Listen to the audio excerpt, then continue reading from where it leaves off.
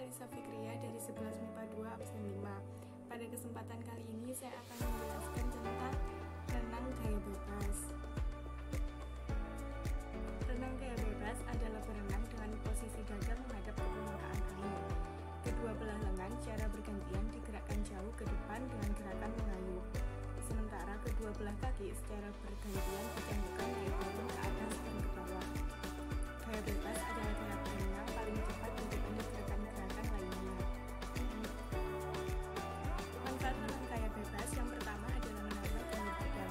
Menurut laman Build Your Dream Body mengungkapkan, untuk bisa mendapatkan manfaat dari renang ini, disarankan untuk menggunakan gaya bebas, karena gerakan ini bersifat dinamis dan membantu tubuh tertarik ke depan dan ke belakang.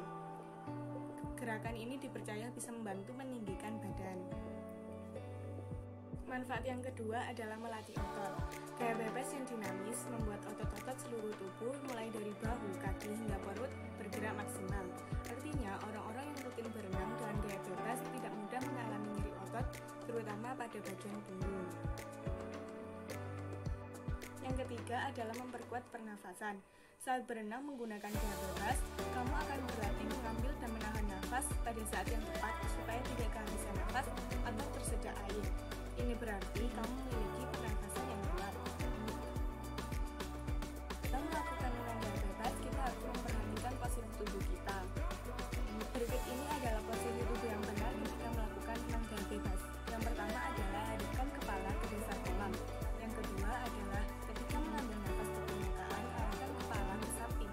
Yang ketiga adalah hadapkan dada mengarah ke dasar kolam. Yang keempat adalah ayunkan tangan mengayuh ke arah ke depan. Yang kelima adalah naikkan kedua kaki dan turunkan kedua kaki secara bersamaan. Dan yang keenam adalah selalu ingat bahwa posisi renang gaya bebas ini sejajar dengan permukaan air. Teknik gerakan meluncur adalah yang pertama, bungkukkan badan ke depan, lalu letakkan kaki di dinding kolam dengan posisi menekuk. Kemudian tolakkan dan dorong kaki dan badan ke depan sekuat-kuatnya.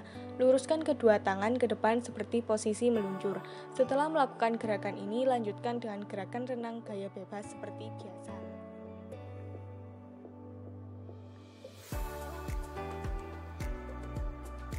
Ketika ingin mengambil nafas saat melakukan renang gaya bebas, yang pertama adalah putar kepala ke samping, lalu masukkan nafas melalui mulut.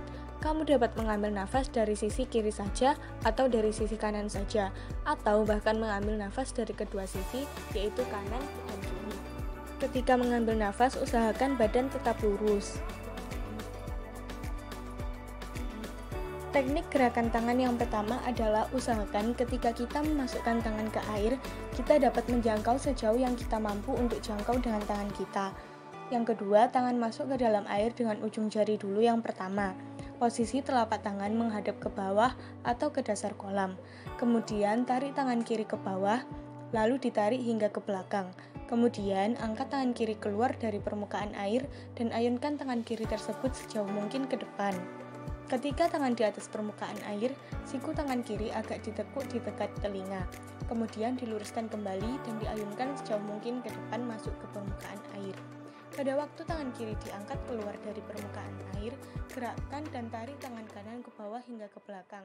Lakukan gerakan yang sama dengan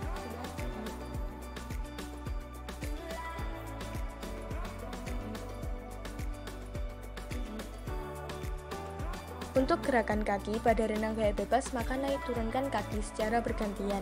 Pusatkan gerakan pada pangkal paha dan perlu kita ingat untuk tidak menekuk lutut kita. Kaki kita harus tetap berada di posisi poin. Posisi poin di sini adalah telapak kaki harus tetap lurus.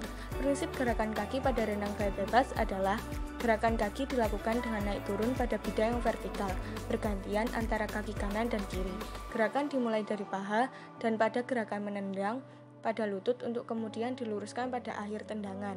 Gerakan kaki ke atas dilakukan dengan sikap yang lurus. Pada saat tendangan dilakukan telapak kaki bergerak, kaki keadaan lurus dan keadaan bengkok pada akhir tendangan.